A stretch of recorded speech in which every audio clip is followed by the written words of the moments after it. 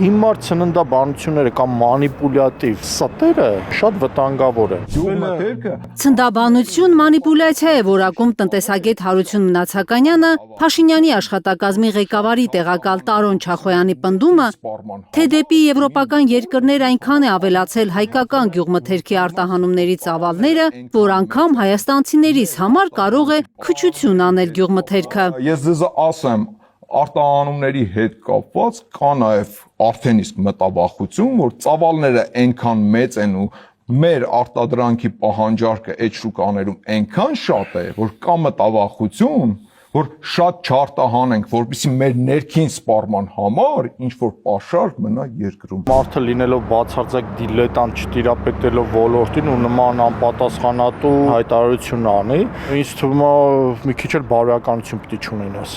Որ ասենք ենթադրենք Մնացականյանի բնութագրմամբ բարոյականությունից զուրկ հայտարարություն արած Չախոյանը հավանաբար ոգևորվել է իր շեֆի Փաշինյանի 1 ամիս առաջ արած հայտարարությունից։ Երևանից մարդիկ չզանգեն, էլի Փարիզ իրանց բարեկամներին ասեն մի քիչ մեծ ծիրան ուղարկեք։ Մենք ստեղ ծիրան չենք կարողանում գտնել։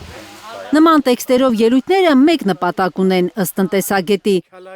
Հայկական գյուղմթերքի ներմուծման նկատմամբ Ռուսաստանի սահմանափակումների ֆոնին փորձ է արվում մարդկանց համոզել, թե ամեն ինչ կարգին է, Եվրոպան մեզ մենակ չի թողնի, իրավիճակը վերահսկելի է։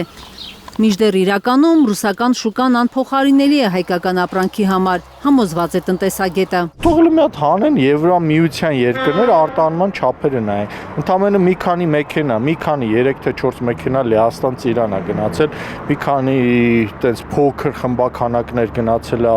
Ֆրանսիայի շուկա, Գերմանիայի շուկա, որից օգտվել են բացառապես հայերը,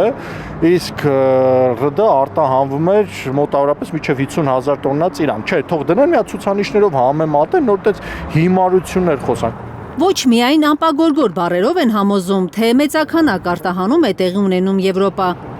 Ծաղիկ աճեցնող ջերմոցատերերից մեկը հրապարակին պատմել է, որ իշխանական օղակներից սպառնալիքներ են ստացել։ Իրենց ասվել է, եթե դժգոհ եք հրապարակավ ելույթներ ունենաք, հարցազրույցներ տաք եւ պատմեք, որ եվրոպական շուկան չի փոխարինում ռուսական շուկային ու որ ծաղիկ վաճառելը մեծ գլխացավանք է դարձել, ապա եվրոպական շուկայի դռները ձեզ համար որպես պատիժ ընդմիշտ կփակվեն։ Ես շատ եմ բախվել, շատ մարդիկ փաստի առաջ կանգնած, ռիսկ չեն անում խոսալ։ Թաքուն տակից գալիս են խնդրում ենք, այս հարցը բարձրաձայն եք, այս հարցը բարձրաձայն եք, հենց բարձրաձայնում ես, ասում ես եղբայր արի կանգնի կողքս, որ այդ քո օրինակով արդեն վերհանենք, ասում են շարից փորձանքից հեռու։ Բայց իրանք չեն պատկերացնում, ոնց իրանք հենց այդ շարու փորձանքի մեջ են։ Կիլոգրամի համար 250 դրամ։ Կառավարությունը նաև սուբսիդիաներով է փորձում լրացնել տնտեսվարողներին։ Սրտի մխիթարանք, այդ վիճակն է։ ներշնչենք։ Հայաստանից տարեկան գրեթե 1 միլիարդ 200 միլիոն դոլարի գյուղատնտեսական ապրանք էր արտահանվում Ռուսաստան մինչև սանկցիաները։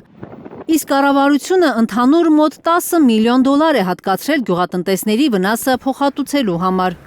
10 միլիոն դոլարը 1 ու 2-ի մեջ սկիզբի 1% էլ չի, 1%-ից պակաս է։ Բնականաբար դա ոչինչ չի փոխելու։ Բարբառային ասած, վերք չի բուժելու։ Բազմիցս զանգեր եմ ստացել ջերմատնային տնտեսություններից, հատկապես լոլիկ արտադրողներից նաև, որ իրենց բերքը նույնիսկ նպատակահարմար չեն գտնում քաղել, որովհետև այդ քաղել, վաճառել էժան գնով ավելի բարձր